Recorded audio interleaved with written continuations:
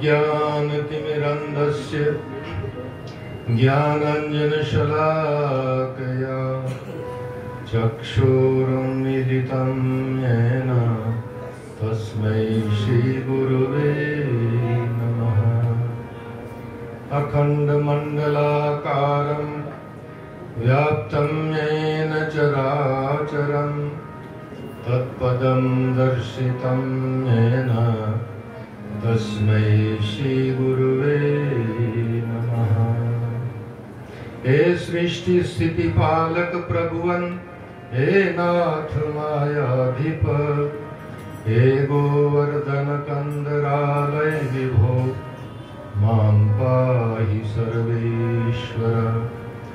अंगे तु वामे वृषभानुजा मुदा विराजमानामनुरूप सौभगां, सखीं सहस्रै परिसेवितां सदा स्मरेम देवीं सकलेष्टकामदां। सर्वमङ्गलमाङ्गल्ये शिवे सर्वार्थसाधिके, शरण्ये त्र्यम्बिके गौरी नारायणी नमोस्तुते। सर्वस्वरूपे सर्वेशे सर्वशक्ति समन्विते, भयभयस्त्राहिनो देवी दुर्गे देवी नमोस्तुते। दुर्गे देवी नमोस्तुते। बोलिए सच्चिदानंद भगवान की जय। माँ कालिका भवानी मातु की जय। परम पूज्य श्री बाल योगी जी महाराज की जय। 1 मिनट के लिए हरिनाम का आश्रय करके जीवा को पवित्र करें। जय। गोविंद हरे गोपाल हरे, जय जय प्रभु दीन दयाल हरे। गोविंद हरे गोपाल हरे, जय जय प्रभु दीन दयाल हरे।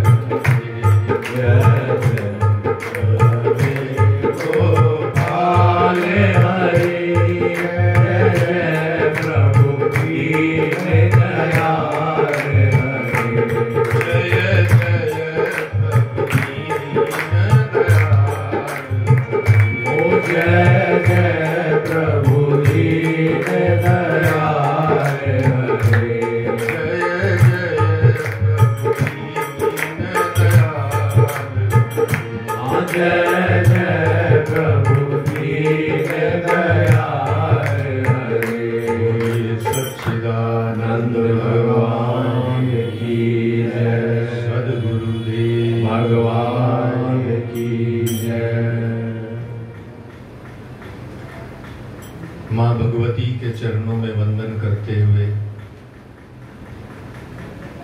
गोलोक प्रवासी हमारे परम पूज्य महाराज श्री बाल योगी जी महाराज के चरणों में वंदन करते हुए मंचासीन टपकेश्वर महादेव मंदिर के हमारे पूज्य महंत श्री कृष्णगिरी जी महाराज,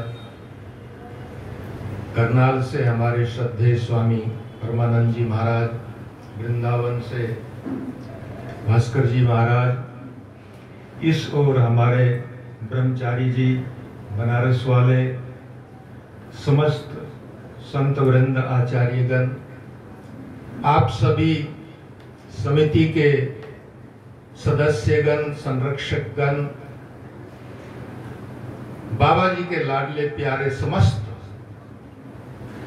भक्त महानुभाव एवं मातृशक्ति, आप सबको मेरा जय श्री कृष्ण। जय श्री कृष्ण। बाबा जी की कृपा से लगाए हुए इस बगीचे में बैठकर हम सुंदर इस उत्सव का अनुभव और आनंद ले रहे हैं। त्रिदिवसीय शक्ति सम्मेलन का आज ये तीसरा दिन और अंतिम सत्र है।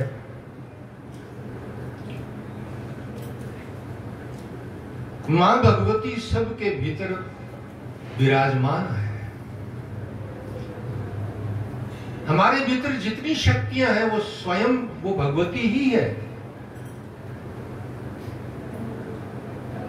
इसीलिए कहा है सर्वस्य बुद्धि रूपेण जनस्य हृदय संस्थिते स्वर्गापवर्ग दे देवी नारायणी नमोस्तुते।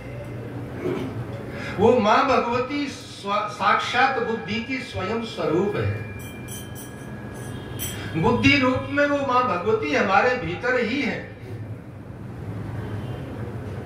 किंतु प्रश्न उठता है, जब साक्षात जगदम्बा बुद्धि रूप में हमारे हृदय में स्थित है, फिर जीव के द्वारा पाप कर्म क्यों होता है? अनुचित कर्म क्यों जीव के द्वारा होते हैं? उसके पीछे एक ही कारण है, वो शक्ति तत्व तो भीतर है, वो बुद्धि तत्व तो भीतर है, किंतु संसार में आने के बाद जीव के जीवन में संग दोष आ गया है। संग दोष के कारण सत्य का अनुसरण ये जीव नहीं कर पा रहा, असत्य वस्तु को इसने सत्य मान लिया है। इसी संग दोष के कारण जीव सुखी और दुखी हो रहा है। सत्य तो केवल एक परमात्मा है, किंतु उस परमात्मा का चिंतन न करके हम संसार को अपना मान बैठे। हम विषयों का चिंतन करने लगे, हमारे में संग दोष आ गया। जिस सत्संग की आवश्यकता थी उस सत्संग के प्रति आदर घट गया हमारे मन में, और हम कुसंग में लग गए। हम विषयों का संग करने लगे, विषयों का चिंतन करने लगे, उससे कामनाएं जागृत होने लगी। कामनाएं यदि हमारी पूर्ण ना हुई तो क्रोध उत्पन्न हुआ। इसलिए जगत के अंदर हम सुख और दुख के थपेड़े खा रहे हैं। ये विषय का संग ही हमको दुख दे रहा है। इसीलिए गीता में भगवान कहते हैं, ध्यायतो विषयान पुंसा संगास्तेषु उपजायते। विषयों का ध्यान करने से विषयों के संग की भावना जागृत हो जाती है, कामना जागृत हो जाती है उस विषय के प्रति। हमें चिंतन करना चाहिए था उस परम तत्व का, हमें चिंतन करना चाहिए था परमात्मा का, किंतु हम चिंतन करने लगे विषयों का। जिन विषयों में सुख नहीं है, जो क्षणिक हैं, जिनके साथ हमारा शाश्वत संबंध नहीं है, मिटने वाले हैं, उन विषयों का हम संग करने लगे, इसलिए सुखी दुखी है। ध्यायतो विषयान पुंसा संगास्तेषु उपजायते संगात संजायते कामः कामात् क्रोधोऽपि जायते। विषयों का चिंतन करते करते हमारी कामनाएं बढ़ने लगी, और यदि कामनाएं पूर्ण नहीं होती, कामना में कोई बाधा आती है तो क्रोध उत्पन्न हो जाता है, क्रोध रूपी दुर्गुण आ जाता है, और जब क्रोध जीवन में आ जाता है तो हमारी बुद्धि का विनाश हो जाता है। क्रोधात भवति सम्मोहा, सम्मोहात स्मृति विभ्रमा, स्मृति भ्रंशात् बुद्धिनाशो, बुद्धिनाशात् प्रणश्यति। क्रोध के कारण, काम के कारण, विषयों के कारण हमारी बुद्धि भ्रमित हो गई। किस ओर लगना था और किस ओर लग गए। बुद्धि सबके पास है, सबको परमात्मा ने समान क्षमता दी है, प्रत्येक मनुष्य को समान क्षमता दी है, किंतु हम बुद्धि का प्रयोग करना नहीं सीख पाए। हम अपनी दृष्टि से संसार को देखने लगे। हम संतों की दृष्टि से, सद्गुरु जनों की दृष्टि से यदि संसार को देखते तो संसार का अनुभव होता कि ये संसार क्षणिक है, मिटने वाला है, हमारा इससे संबंध नहीं है। किंतु हम अपनी दृष्टि से संसार को देखने लगे और अपने संकल्प विकल्प करने लगे। इसी कारण हम सुखी और दुखी हो रहे हैं। तो बुद्धि सबके पास है, लेकिन बुद्धि का सही उपयोग नहीं हो रहा।